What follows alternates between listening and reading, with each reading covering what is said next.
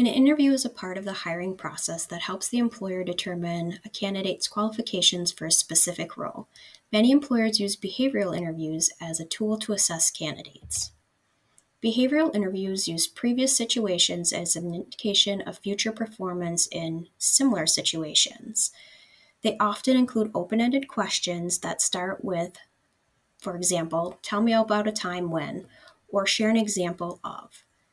So, for example, instead of asking a hypothetical question like, how would you react if you were under a lot of pressure?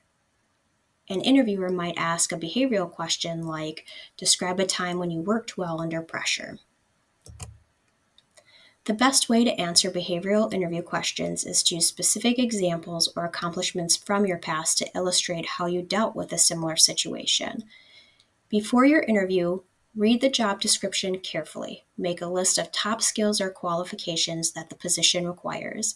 Then think of stories that demonstrate your experience in relationship to those requirements. The SAR approach is a structured method of responding to behavioral interview questions by discussing a specific situation, action, and result. It's important to tell your story and give related examples without rambling or including too much information. So the S in the SAR approach is situation. You want to describe a specific scenario in relationship to the question that's being asked in the interview.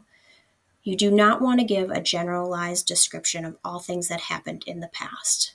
The situation can be from a previous job, volunteer experience, class project, or related event.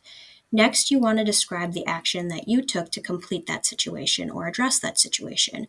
You want to use words like I, not we, when describing your specific action. And then lastly, you want to highlight the result or outcome.